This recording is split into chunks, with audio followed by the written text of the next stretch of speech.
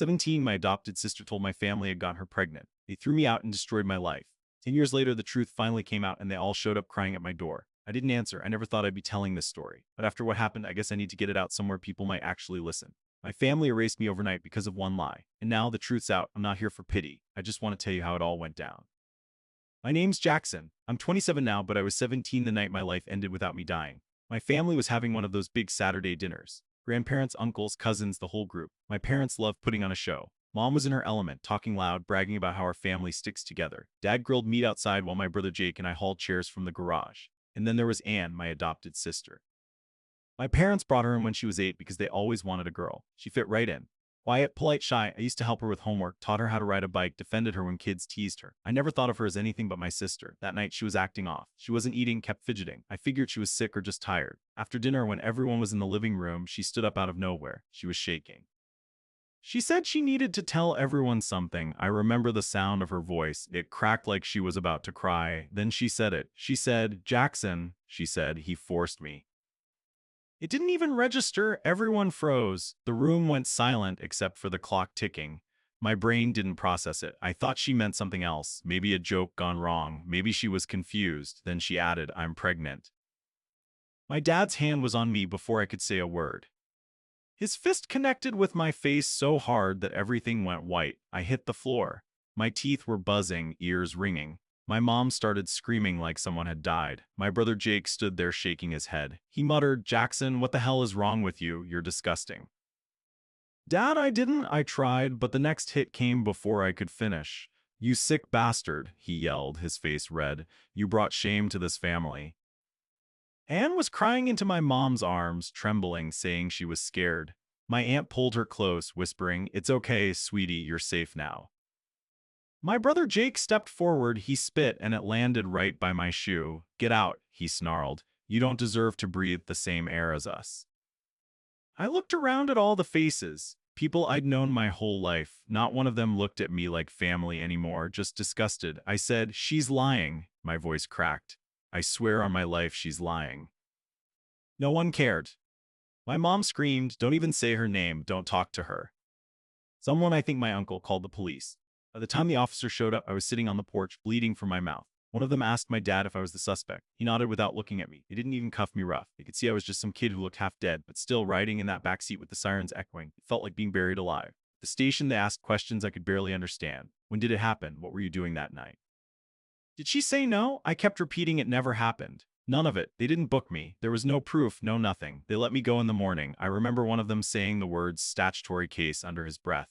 Anne was 16, I was 17, barely a year apart, but they still had to ask every question in the book. They took statements, called in a social services rep, even checked timelines from our phones. In the end, there was nothing to hold me on, so they sent me home with a warning to stay available for more questions. But when I stepped outside, the world already knew. Our town wasn't big. By sunrise, half of it had already decided I was guilty. I didn't go home right away. I walked around until my legs gave out. When I finally got back, all my stuff was piled on the front lawn. Clothes, school books, even my backpack. My dad stood by the door like a guard. "Get out," he said. His voice wasn't angry this time, just cold. "You're done here." "Dad, please, you know me. I would never." "Don't call me that. You're not my son anymore." I tried to reach for my mom through the doorway. She turned her face away, clutching Anne like she was the victim of a crime scene. Jake slammed the door behind them. I stood there. My hands were shaking so bad I could barely pick up my bag. That night, my phone buzzed. It was Emma, my girlfriend. We'd been together a year. She knew me better than anyone. She whispered through tears, "I believe you, Jack. I swear I do. But my parents, they won't let me talk to you. They think it's true. They said if I ever see you again, they'll call the cops. Please don't do this," she said, sobbing. "I'm sorry. I can't. I can't lose them." Then she hung up. I stared at the phone screen until it went black. That was the last time I ever heard her voice. I sat in my car the rest of the night behind a gas station 2 towns over. I stared at the cracked windshield, watching rain streak down in crooked lines. In less than 12 hours, I'd gone from a normal kid with a family, a girlfriend, a future, to a criminal in everyone's eyes. Every time headlights passed by, I thought it was my dad's truck. Thought he'd drag me back to finish what he started, but no one came. When the sun finally came up, I looked at myself in the rearview mirror. My face was bruised. My shirt still had blood on it, and I realized something simple but final. No one was coming to save me, and that's when it hit me. My family hadn't just kicked me out. They erased me. That thought sat in my chest like a stone. As I drove through the night, I didn't have a plan or a map. Just the clothes on my back, a backpack, and $200 I'd had in my wallet. Drove until the gas light blinked red. The engine coughed and sputtered out right under a sign that said, "Welcome to Maplewood." I didn't even know what state I was in anymore. I didn't care. I pulled into a parking lot behind a row of stores that looked half abandoned. My hands were shaking, from hunger, from cold, from everything. I'd been living off vending machine chips for days. My stomach ached, and I saw it. "Help wanted" sign taped to the window of a diner across the street. It was just a piece of paper, but I stood there staring at it, trying to build the courage to walk in. The bell above the door jingled when I finally pushed it open. A man stood behind the counter, broad shoulders, gray beard, deep lines in his face. He looked up from wiping the counter. "Can I help you?" His voice was rough like gravel. "I saw the sign," I said. My voice sounded thin. "I can wash dishes, do anything, really." He looked me over. My clothes were wrinkled. My shoes still had mud from the roadside. "You ever worked in a kitchen?" "No, sir." He grunted. "You look hungry." "I'm fine," I lied. He sighed, then nodded toward the back. "Name S. Andy. Sinks are in there. You start now. You get a meal after your shift." That was it. No questions, no paperwork, just work. The kitchen was small and loud and hot. I scrubbed plates and pans until my hands went raw. The first meal Andy gave me was a half-eaten burger and fries from a customer who didn't finish. I didn't care. I devoured it like I hadn't eaten in weeks. When closing time came, I tried to hand him back the plate. "I'll find somewhere to sleep," I said. Andy wiped his hands on his apron. "There's a room upstairs. Ain't pretty, but it's got a bed and a lock. You can work it off." That was the first act of kindness I'd had in weeks. The room was maybe 10 feet across, stained mattress, a flickering light bulb, wallpaper peeling from the corners, but it was a roof, and the floor didn't move under me. I collapsed on the bed and slept for 14 hours straight. Over the next few days, I fell into a rhythm. Andy didn't talk much, but he'd grunt things like, "Good job." Those words meant more than any apology I'd ever got. One night, about 2 weeks in, I came downstairs to lock up. Andy was sitting at the counter reading a newspaper. He looked up at me. "Kid," he said, "what's your story?" I froze. "What do you mean?" "Got a customer in here today, some trucker passing through. Said he saw your picture in a paper a couple towns over, some family thing." My stomach dropped. I started shaking. "That's not what it looks like. It's a lie. My sister, my adopted sister. She made it up. I swear I never." Andy raised a hand. "Calm down, kid. I don't care what they say." I just blinked at him. "You do." He leaned back on his stool. "Everybody's got a story. You're here. You're working. That's what matters. Keep your head down, do your job, and rebuild your life. The rest will sort itself out." It took a second for those words to sink in. For the first time since that night, I didn't feel like a monster. That night, I sat on the edge of the bed, staring at the cracked wall, trying to process it. Andy didn't know me, but he still gave me a chance. My own family couldn't do that. Real quick, if you're rooting for the underdog to make it, hit subscribe. Trust me, the real revenge hasn't even started yet. A few nights later, I was looking at my contact list on my phone. I hesitated. My thumb hovered over home. I needed to hear my mother's voice. Maybe enough time had passed. Maybe they'd realized the truth. She answered on the third ring. "Mom," I said quietly, "it's me." Silence. "Jackson." "Yeah, I just wanted you to know I'm okay. I found a job. I'm—" "Don't call here again," she said, her voice cracked. "Your father doesn't even want your name spoken in this house." Then she hung up. I stared at the phone until the screen dimmed. That was the last time I ever tried. Weeks turned into months. I worked double shifts and saved what little I could. Andy started teaching me small things: how to fix a leaking pipe, patch a vent, check a thermostat. "Learn to fix things, kid," he'd say. "It's the only way to survive." One night after closing, curiosity got me. I searched Anne's name on an old computer in the back. There she was, smiling in pictures, belly round, our family around her, holding pink balloons that said, "It's a girl." My mother stood beside her, proud, holding a cake shaped like a baby carriage. My brother was in the corner of the photo, smiling like nothing ever happened. My throat burned, my stomach twisted so bad I had to close the laptop. And I decided I'd never be Jackson Smith again. After that night, something in me switched off. No more trying to explain. No more hoping someone would come around. I was done being the version of me they buried. I threw myself into work at the diner. I'd be there before sunrise and leave long after closing. I fixed leaky faucets, cleaned greased traps, learned how to replace filters in the old air vents. Andy noticed. One afternoon, while I was unclogging the sink with half my arm down the drain, he said, "You ever thought about learning this stuff for real?" I looked up, confused, like plumbing. He chuckled. "Nah, bigger, heating, cooling, air systems. HVAC people always need heat or cold, kid. That skill feeds you forever." The way he said it stuck with me. I was tired of scrubbing plates. I wanted something that lasted, something that couldn't be taken from me. A few weeks later, Andy handed me a flyer from the community college down the highway. Night classes, he said, sliding it across the counter. You'd be good at it. You pay what you can. I'll cover the rest until you're on your feet. I stared at the paper for a long time.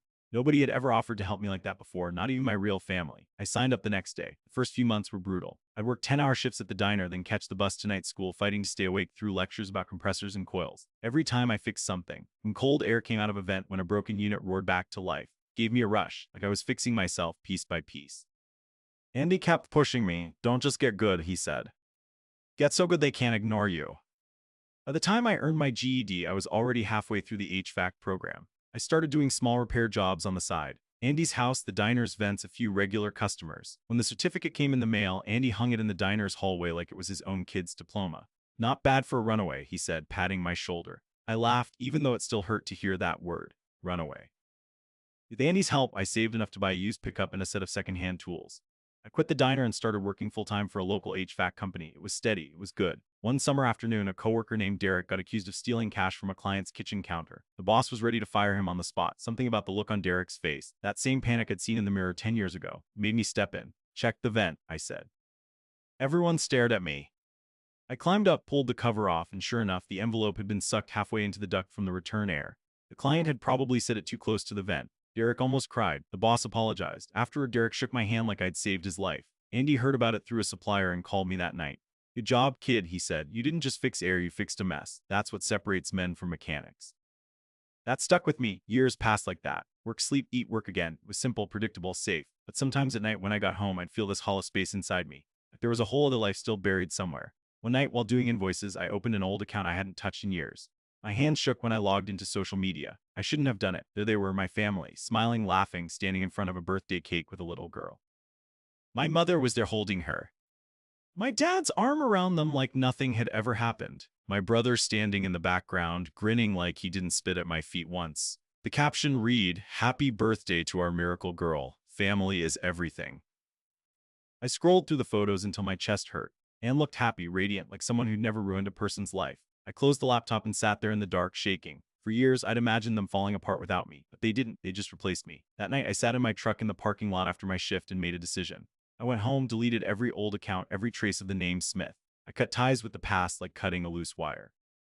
By morning, I filed the paperwork for a legal name change, Jackson Winter. It was my grandmother's maiden name, the only person who ever showed me real kindness before all this. When the new ID arrived weeks later, I stared at it for a long time. The picture looked different somehow. Stronger, harder, not a boy anymore. That was the day I stopped running from what they did to me and started building something they could never destroy. 10 years later, I had my own company, Winter Heating and Air, just a couple of vans, 3 employees, and a steady list of clients who trusted my work. We weren't fancy, but we were reliable. Life had finally leveled out. It was early summer when everything cracked open again.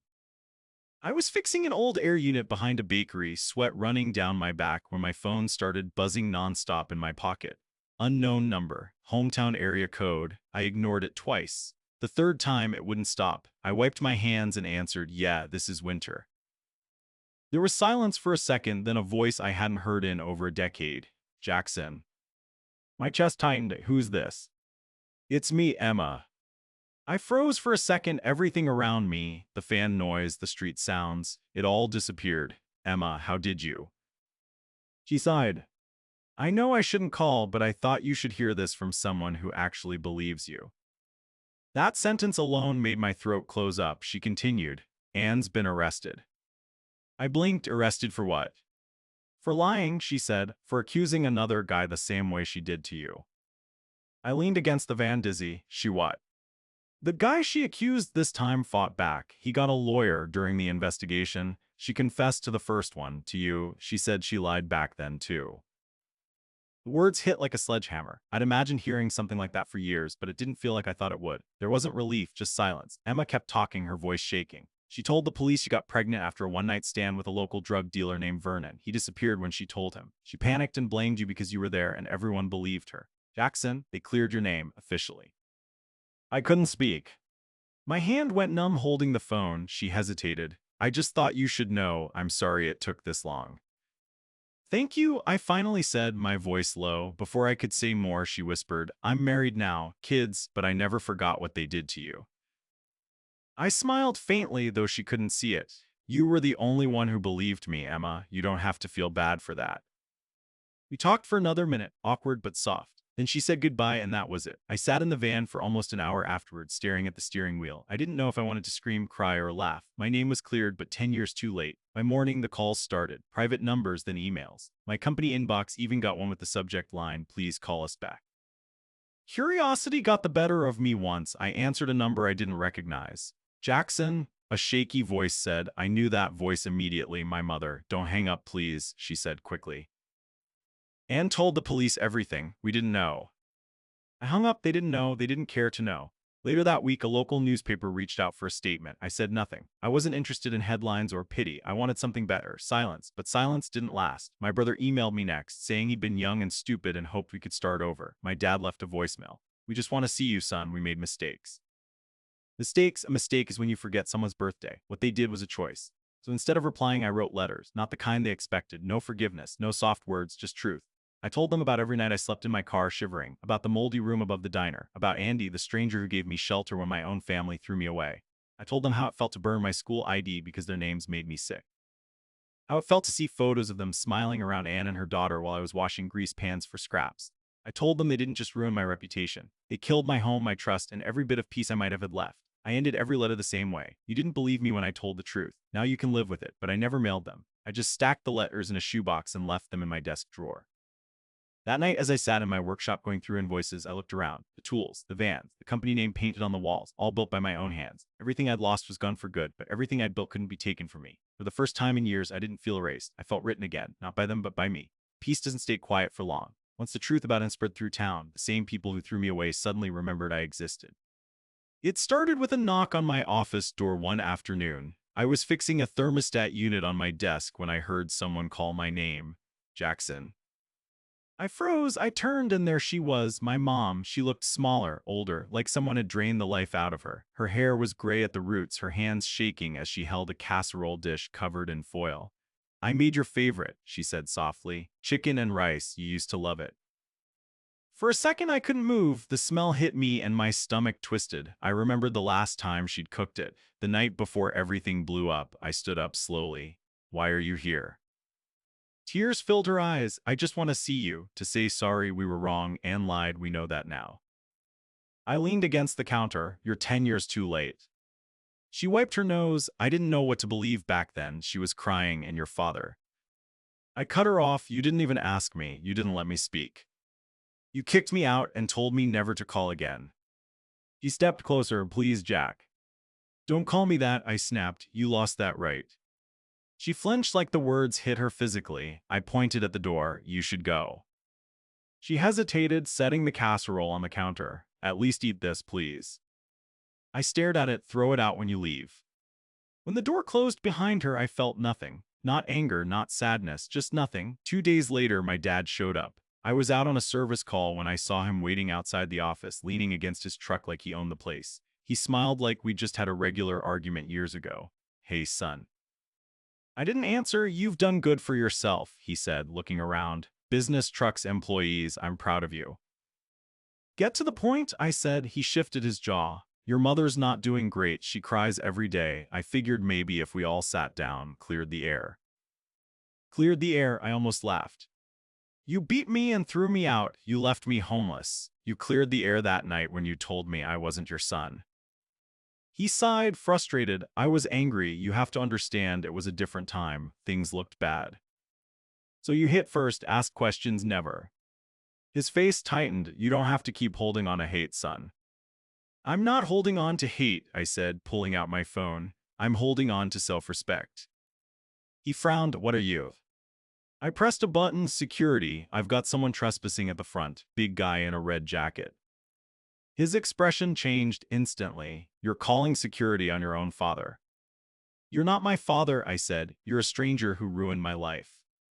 The security guard from the next building came over a few minutes later, asked him to leave.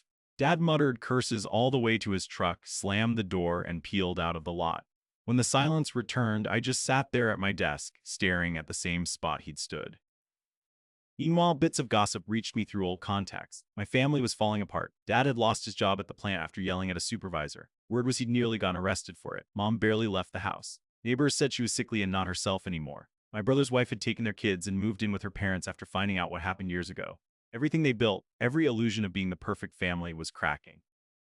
People love to say karma takes its time. I'd say it arrived right on schedule. One afternoon, my employee, Kevin, came into the office with a small box. "Hey boss, this was sitting outside the door," he said. Inside were letters, dozens of them. My name, Jackson Smith, written on everyone in shaky handwriting. No return address. I didn't have to open them to know who they were from. My mom had always been dramatic about handwriting. I carried the box into the back room, set it on a shelf above the storage bins, and walked away.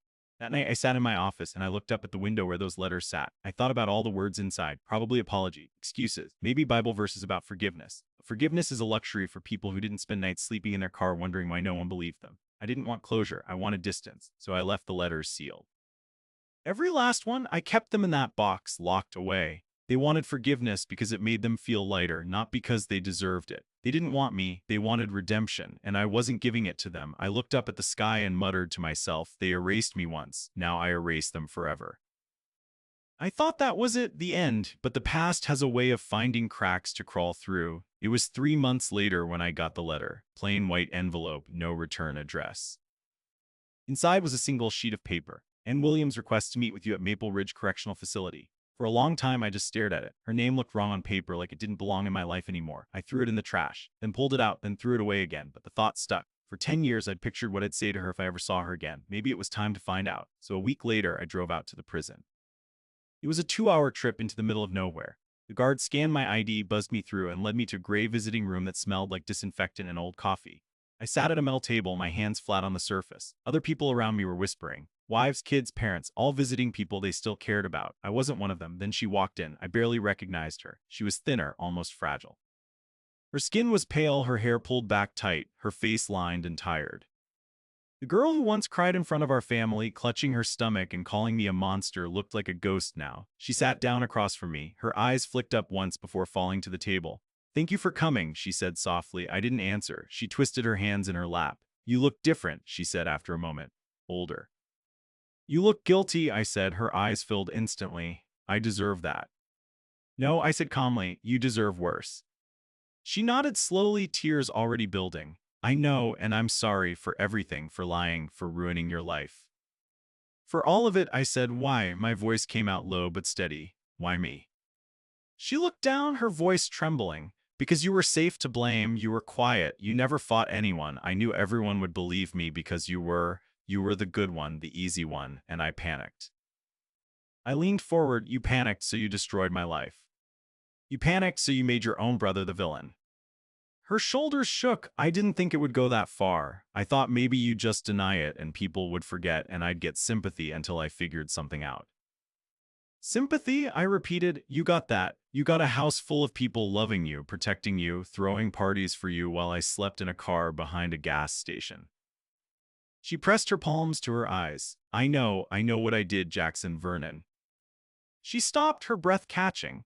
"Vernon was the guy who really got me pregnant. He was a dealer. I slept with him once. When I told him I was pregnant, he laughed, said I was crazy, said if I told anyone he'd disappear. And he did. I didn't know what to do, so I blamed you because you were there." I just stared at her. I didn't even feel angry anymore, just hollow. "You ruined my life," I said quietly. "Do you know that? You stole everything from me, my family, my girlfriend, my name. You made me into a monster. You made me afraid to trust anyone again." She was crying, wiping her nose with her sleeve. "I've thought about you every day in here," she whispered. "I hate myself for it. I can't sleep. Every time I close my eyes, I see your face from that night." "Good," I said flatly. "You should see it. You should never stop seeing it." She looked up then, desperate. "There's something else, my daughter. They never told her the truth." I stared at her, stunned. She nodded weakly. "Mom said it would confuse her to change the story, so she still thinks it's you. They said she's too young to understand and that admitting they were wrong would just open old wounds. They'd rather keep the lie than face what they did. She asks about you sometimes." Anne said she's seen my photo, old ones from before everything. She wonders why I never came around. That hit harder than anything else, she said. Somewhere out there was a kid, not mine, walking around believing the same lie that destroyed me. I stood up, my chair scraping the floor. A few people turned to look. "You don't get to tell me that," I said. "You don't get to throw that on me now like it's something I can fix." She reached out a hand, trembling. I'm sorry, Jackson. I really am. I can't undo it. I just needed you to know. I looked at her and I felt nothing, not relief, not closure, just the end of something. You took 10 years from me, I said quietly. I hope you never sleep peacefully again. She was crying hard now, choking on her words. I deserve it, all of it. I leaned down slightly, met her eyes one last time. You do. Then I turned and walked out. The guards didn't say a word as they buzzed the door open. I got into my truck and sat there, hands gripping the wheel, staring at the fence in front of me. I thought I'd feel free after seeing her, like I'd won somehow, but I didn't. There was no victory in it, just exhaustion. Some things don't fix when the truth finally shows up. Some things stay cracked even when you stop caring. But as I started the engine and pulled away, I realized something. Walking away, not forgiving, not exploding, just leaving. That was its own kind of power. For the first time, I didn't feel erased. I felt finished. A year passed after that visit to the prison, and life settled into something that finally made sense. I sold my old small house and bought a new one just outside the city. 3 bedrooms, fenced yard, nothing fancy, but it was mine. Every wall, every nail paid for with work I earned myself. Then there was Rachel. I met her through one of my clients. She was a graphic designer who came in to redo the company logo. I didn't plan on dating anyone, but she had this calm about her. She didn't ask too many questions about my past. She just said, whatever it was, you're not that guy anymore. We'd been together a year now. She moved in with her cat, and I got a rescue dog named Edgar. Between the 3 of us, the house finally felt alive. Work, Rachel, Edgar, peace. Then one morning, an envelope came in the mail with no return address. My stomach tight. I thought it might be another apology from my family, but when I opened it, the name inside made me stop. David Kenderson, the second man I had accused. His handwriting was neat and short, straight to the point. Mr. Winter, I'm filing a civil case against Anne for defamation and emotional damage. You deserve that justice too. My lawyer says your testimony would help both of us. If you're interested, call me. I read it twice. Then I called him that afternoon. We met at a coffee shop the next day. He was around my age, maybe a few years older. He shook my hand like we'd known each other our whole lives. Feels weird, doesn't it? He said, being connected by something that messed us both up. Yeah, I said. But I guess we both survived it. He spent an hour talking through everything, and when he asked if I wanted in on the lawsuit, I didn't hesitate. I'm in, I said. The case took months, but this time I wasn't running or hiding. I showed up in court. I sat across from Anne and told the truth, calm, steady, no anger. I didn't even look at them when I spoke. The lawyers laid everything out, the false accusations, the manipulation, the proof she'd done it twice. When the judge finally ruled, the courtroom went silent. Walking out of that courthouse, I felt lighter than I ever had.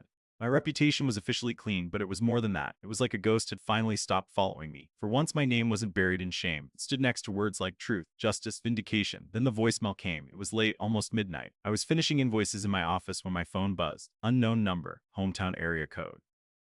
I almost ignored it, but it went to voicemail. Something made me listen. Son, it's Dad. I don't know if this number is even right anymore. Your mother found it online. I don't have much time. The doctors say it's cancer. Stage 4. I don't want anything, I swear. I just want to see you one last time before it's too late. There was a long pause, a shaky breath. Please, I'm sorry. I was wrong. Please, son.